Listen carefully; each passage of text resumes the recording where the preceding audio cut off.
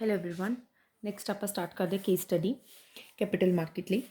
Bajra Limited wants to raise funds to expand production facility since the company is able to get good response for its product।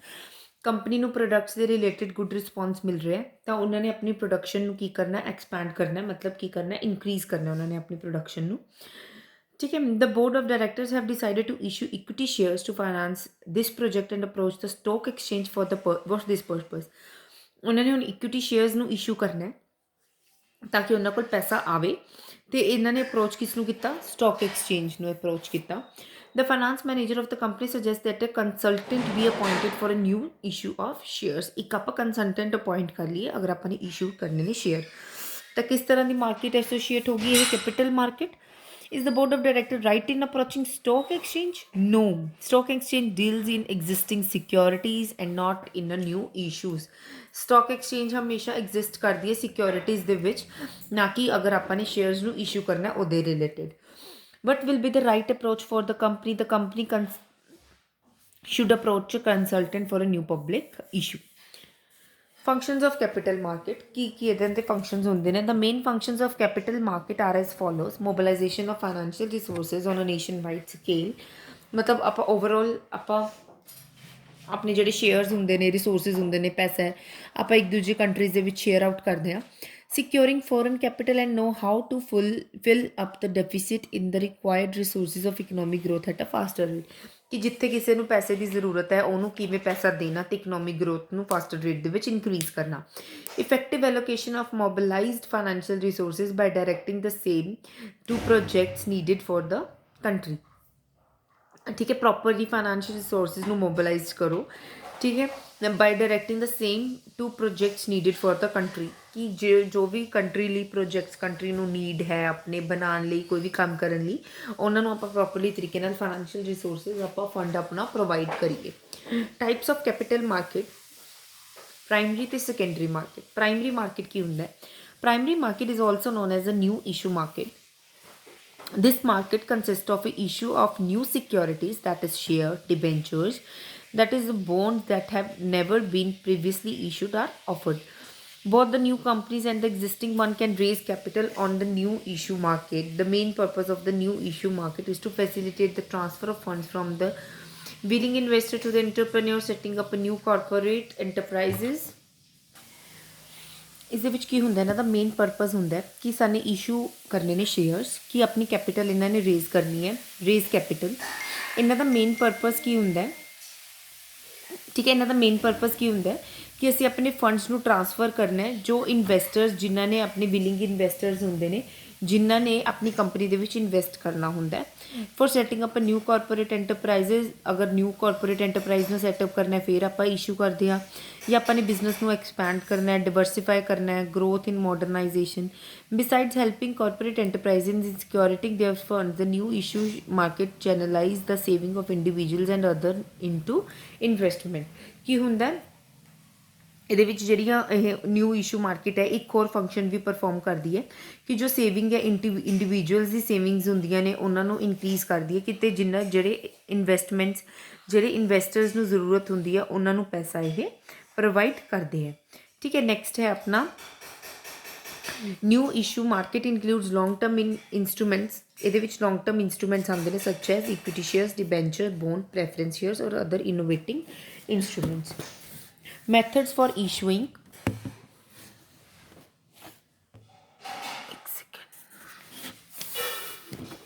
issuing of securities in primary market। Public issue through prospectus। A company desiring to raise funds from the public may issue a prospectus inviting subscription to its offer। ਇੱਕ public prospects ਆਪਾਂ launch ਕਰਦੇ ਹਾਂ ਜਿਹਦੇ ਵਿੱਚ ਆਪਾਂ ਨੇ ਲਿਖਿਆ ਹੁੰਦਾ ਕਿ ਸਾਨੂੰ ਫੰਡਸ ਦੀ ਜ਼ਰੂਰਤ ਹੈ ਕੈਪੀਟਲ ਲਈ। ਠੀਕ ਹੈ। In case investor want to subscribe to the issue ਦੇ fill up the prescribed form and pay the required amount to the designated bank. ਅਗਰ ਇਨਵੈਸਟਰ ਇਹਦੇ ਵਿੱਚ ਇੰਟਰਸਟਿਡ ਹੁੰਦਾ ਤਾਂ ਫॉर्म ਫਿਲ ਕਰਦੇ ਨੇ ਤਾਂ ਰਿਕੁਆਇਰਡ ਅਮਾਊਂਟ ਪੇ ਕਰ ਦਿੰਦੇ ਨੇ ਜੋ ਬੈਂਕ ਦੇ ਨਾਲ ਆਪਾਂ ਰਿਲੇਟਿਡ ਹੁੰਦੇ ਹਾਂ।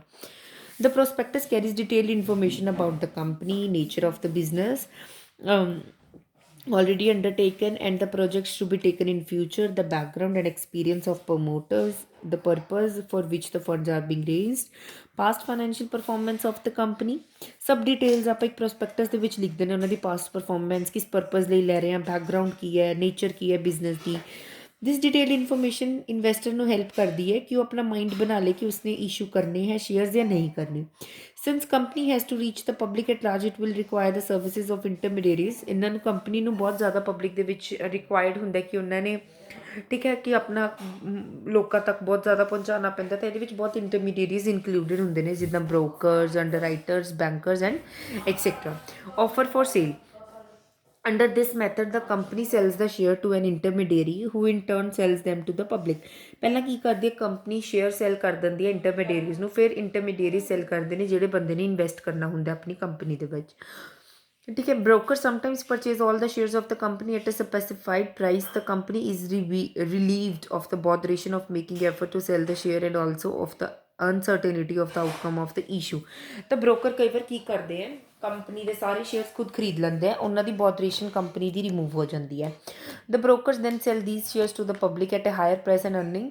ਹੁਣ ਫਿਰ ਬ੍ਰੋਕਰ ਵੀ ਆਪਣਾ ਪੈਸਾ ਕਮਾਉਣ ਦੀ ਇਹਦੇ ਵਿੱਚ ਕੋਸ਼ਿਸ਼ ਕਰਦਾ ਕਿ ਜਿਹੜੇ ਸ਼ੇਅਰਸ ਅਗਰ ਉਹਨਾਂ ਨੂੰ ਕੰਪਨੀ ਨੇ 10 ਰੁਪਏ 'ਚ ਦਿੱਤੇ ਹੈ ਅਤੇ ਉਹ ਸ਼ੇਅਰ ਪਬਲਿਕ ਨੂੰ 12 ਰੁਪਏ ਦੇ ਵਿੱਚ ਸੇਲ ਆਊਟ ਕਰਦਾ ਤਾਂ 2 ਰੁਪਏ ਦਾ ਬ੍ਰੋਕਰਸ ਨੂੰ ਵੀ ਪ੍ਰੋਫਿਟ ਹੋ ਜਾਂਦਾ ਹੈ। Private placement under private placement an intermediary purchases the entire lot of new securities at a fixed price then sells it to a selected person at a higher price। ਇਹਦੇ ਵਿੱਚ ਕੀ ਹੁੰਦਾ ਜਿਹੜੇ ਇੰਟਰਮੀਡੀਏਰੀਜ਼ ਹੁੰਦੇ ਨੇ ਉਹ entire lot of new securities the fixed price ਦੇ ਉੱਤੇ purchase ਕਰ ਲੈਂਦੇ ਨੇ। ਫਿਰ ਜੋ ਪਰਸਨ ਸਿਲੈਕਟ ਕਰਦੇ ਨੇ ਉਹਨਾਂ ਨੂੰ ਇਹ ਹਾਇਰ ਪ੍ਰਾਈਸ 'ਤੇ ਆਪਣੇ ਸ਼ੇਅਰਸ ਵੰਡਦੇ ਆ। the securities are not offered to common investor as in the case of earlier method but sale is made to selected clients। ਇਹਦੇ ਵਿੱਚ ਇਹ ਨਹੀਂ ਹੁੰਦਾ ਕਿ ਹਰ ਕਿਸੇ ਨੂੰ ਵੀ ਇਹ ਵੰਡਦੇ ਫਿਰਦੇ ਨਹੀਂ, ਇਹਦੇ ਵਿੱਚ ਕੁਝ ਸਿਲੈਕਟਡ ਕਲਾਇੰਟਸ ਨੂੰ ਹੀ ਆਪਾਂ ਇਸ਼ੂ ਕਰਦੇ ਹਾਂ ਵੇਲੇ securities. A broker or a finance company may purchase the share or a debenture at an agreed price from the company। it will then dispose of these shares or debenture to private institutions such as insurance companies, investment trustees and other parties। ਕੋਈ ਇਹਨਾਂ ਵਿੱਚ prospects ਨਹੀਂ issue ਹੁੰਦਾ under this method because ਕਿਉਂਕਿ ਆਪਾਂ privately place ਕਰਦੇ ਹਾਂ share. This method is issue as a is preferred as it is extremely cost effective and saves the company a lot of botheration. ਮਤਲਬ ਇਹ easily ਹੁੰਦਾ ਹੈ ਕਿਉਂਕਿ ਇਹਦੇ ਵਿੱਚ ਆਪਣਾ ਪੈਸਾ ਇੰਨਾ ਨਹੀਂ ਵੇਸਟ ਹੁੰਦਾ ਅਤੇ ਕੰਪਨੀ ਦੀ ਬੋਦਰੇਸ਼ਨ ਵੀ ਇਹਦੇ ਵਿੱਚ ਬਹੁਤ ਜ਼ਿਆਦਾ ਰਿਮੂਵ ਹੋ ਜਾਂਦੀ ਹੈ। Rights issue when an already existing company wants to raise additional capital then it has to offer these share to existing shareholders। ਅਗਰ ਮਤਲਬ ਕੰਪਨੀ ਆਲਰੇਡੀ ਐਗਜ਼ਿਸਟ ਕਰਦੀ ਹੈ ਪਰ ਕੰਪਨੀ ਨੇ ਕੀ ਕਰਨਾ ਹੈ ਆਪਣੀ ਕੈਪੀਟਲ ਰੇਜ਼ ਕਰਨੀ ਹੈ, ਆਪਣੀ ਕੰਪਨੀ ਦੇ ਵਿੱਚ ਪੈਸਾ ਲੈ ਕੇ ਆਉਣਾ ਹੈ ਤਾਂ ਜਿਹੜੇ ਉਹਦੇ ਐਗਜ਼ਿਸਟਿੰਗ ਸ਼ੇਅਰ ਹੋਲਡਰਸ ਨੇ ਉਹਨਾਂ ਨੂੰ ਉਹ ਸ਼ੇਅਰ ਆਫਰ ਕਰੇਗੀ। They are offered shares in a proportion of shares held by them. ਜਿੰਨਾ ਉਹਨਾਂ ਨੇ ਪ੍ਰਪੋਰਸ਼ਨ ਸ਼ੇਅਰ ਦਾ ਹੈਲਡ ਕੀਤਾ ਹੁੰਦਾ ਉਨੇ ਹੀ ਪ੍ਰਪੋਰਸ਼ਨ 'ਤੇ ਉਹਨਾਂ ਨੂੰ ਮਤਲਬ ਆਫਰ ਕੀਤੇ ਜਾਂਦੇ ਆ। The share holder may subscribe to the right shares themselves or may transfer their share to anybody else. ਜਾਂ ਤਾਂ ਸ਼ੇਅਰ ਹੋਲਡਰ ਆਪਣੇ ਕੋਲ ਸ਼ੇਅਰ ਰੱਖ ਲੈਣ ਜਾਂ ਸ਼ੇਅਰ ਆਪਣਾ ਕਿਸੇ ਨੂੰ ਵੀ ਟ੍ਰਾਂਸਫਰ ਉਹ ਕਰ ਸਕਦੇ ਆ। The price offered for right share is generally lower than the market price of those share. ਜਿਹੜੇ ਪ੍ਰਾਈਸ ਉਹਨਾਂ ਨੂੰ ਆਪਾਂ ਸ਼ੇਅਰ ਆਫਰ ਕਰਦੇ ਹਾਂ ਆਪਣੇ ਸ਼ੇਅਰ ਹੋਲਡਰਸ ਨੂੰ ਉਹਨਾਂ ਦਾ ਘੱਟ ਹੁੰਦਾ ਜਨਰਲੀ ਜਿਹੜਾ ਮਾਰਕੀਟ ਦੇ ਵਿੱਚ ਸ਼ੇਅਰ ਦਾ ਪ੍ਰਾਈਸ ਹੁੰਦਾ। ਦ right holder gain out of the transfer of his right.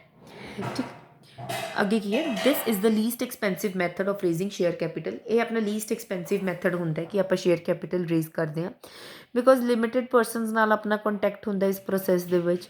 This method will be useful in the amount to be raised is a moderate. ਅਗਰ ਆਪਾਂ ਨੇ ਥੋੜ੍ਹੀ ਜਿਹੀ ਠੀਕ ਅਮਾਊਂਟ ਰੇਜ਼ ਕਰਨੀ ਹੈ ਇਹ ਮੈਥਡ ਆਪਣਾ ਯੂਜ਼ਫੁਲ ਹੁੰਦਾ ਹੈ। EIPOs under this system the company issue capital to public through online system of stock exchange। online ਦੇ ਥਰੂ ਆਪਾਂ ਕੰਪਨੀ ਆਫਰ ਕਰਦੀ ਹੈ ਆਪਣੇ ਸ਼ੇਅਰ। ਠੀਕ ਹੈ। A company proposing to issue capital to the public through this method has to enter into an agreement with the stock exchange। ਤਾਂ company ਨੂੰ stock exchange ਦੇ ਨਾਲ ਐਗਰੀਮੈਂਟ ਦੇ ਨਾਲ ਐਂਟਰ ਹੋਣਾ ਪੈਂਦਾ।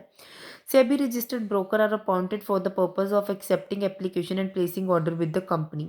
SEBI ਆਪਾਂ ਅਪੋਇੰਟ ਕਰਦਾ ਆਪਣਾ ਬ੍ਰੋਕਰ ਕਿ ਕੰਪਨੀ ਐਕਸੈਪਟ ਕਰਦੀ ਹੈ ਉਹ ਪਰਸਨਸ ਦੀ ਐਪਲੀਕੇਸ਼ਨ ਜੋ ਇੰਟਰਸਟਿਡ ਹੁੰਦੇ ਨੇ ਕੰਪਨੀ ਨਾਲ ਕੰਟਰੈਕਟ ਕਰਨ ਲਈ। ਤਾਂ company also appoints a registrar to the issue having electronic connectivity with the stock exchange. Company ਫਿਰ ਇੱਕ ਰਜਿਸਟਰਾਰ ਅਪੋਇੰਟ ਕਰਦੀ ਹੈ ਜੋ ਇਲੈਕਟ੍ਰੋਨਿਕ ਕਨੈਕਟੀਵਿਟੀ ਸਟਾਕ ਐਕਸਚੇਂਜ ਨਾਲ ਬਣਾਈ ਰੱਖੇ। ठीक है, नेक्स्ट अपना है सेकेंडरी मार्केट। सेकेंडरी मार्केट की ਹੁੰਦੀ ਹੈ secondary market also known as stock market represent the market where existing securities are trading. Stock exchange provides an organized mechanism for purchase and sale of existing securities.